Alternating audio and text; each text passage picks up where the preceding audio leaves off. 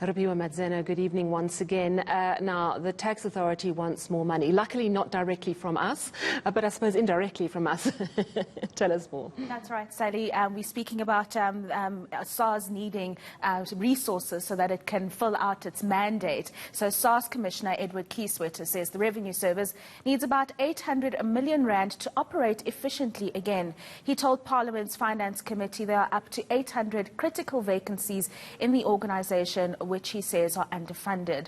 Kieswetter says the damage caused to SARS under its previous leadership will take significant effort, time and additional resources to rectify.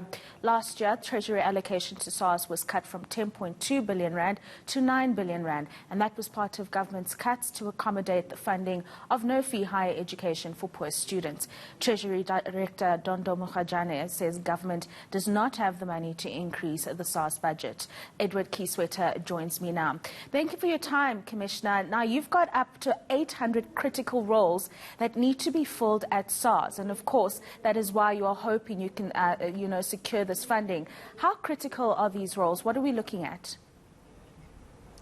Well, thank you for the opportunity. Over the last 7 or so years, SARS has lost over 2,500 staff, but in that will be over 1,000 critical vacancies. What we mean by critical vacancies are investigators, forensic investigators, investigative auditors, just across the board, but also specifically in areas of high specialization, such as international taxes, transfer pricing, base erosion and profit shifting, but also in other areas such as our customs and as well as building skills that are important for us for additional data management and artificial intelligence.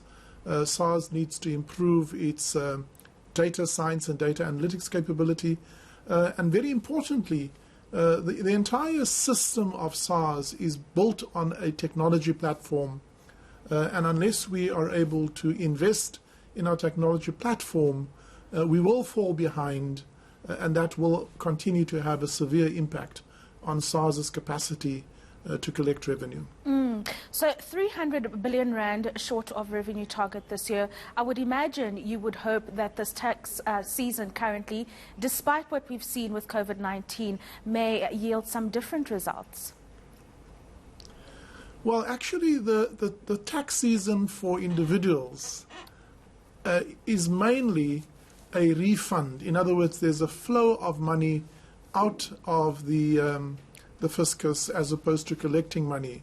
And I'm very pleased to say, in fact, that this year we have already paid out to almost 1.25 million people 13.5 billion rand.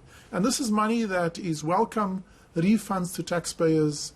And I'm also pleased to say that over 85% of them would have received that refund within under 72 hours.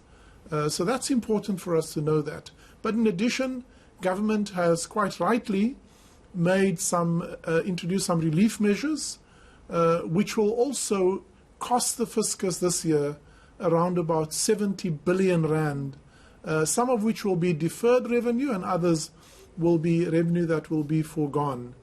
On the deferred revenue, clearly the hope is that that money will sometime in the future be recovered by SARS, but that has a number of variable factors.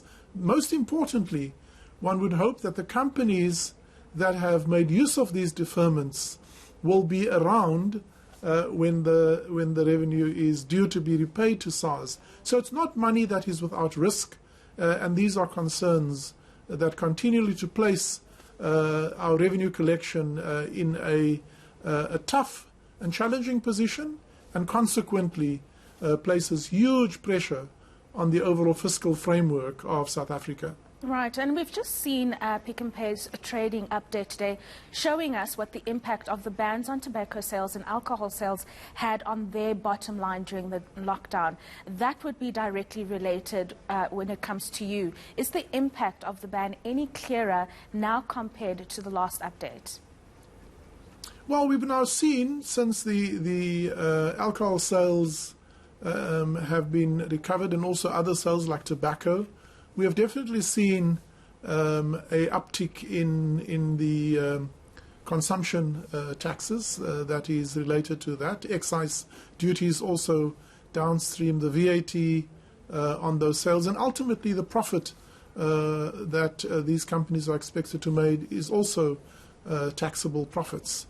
So we had previously said that the overall loss of revenue to the fiscus, just based on that, is in excess of 15 billion rand. That's revenue that is gone forever, because obviously people, it will relate to past consumption and past profitability impact on companies. Also the impact of job losses that is as a result of that will translate overall into a reduction and an erosion of the tax base, which means that as we recover, we also heard recently that over 2 million jobs have been lost in the last 6 or 7 months. That is an erosion of the tax base, which means the revenue impact of companies and jobs that are lost is not just a short-term impact, it is a sustained impact until we replace all of those jobs and until those companies that have gone under are replaced and rebuilt by new companies. And that will take years to recover. Right. Unfortunately, Commissioner, that's going to be very, very difficult to do, rebuilding companies and creating jobs. But thank you for your time this evening. That's SARS Commissioner Edward Kieswetter.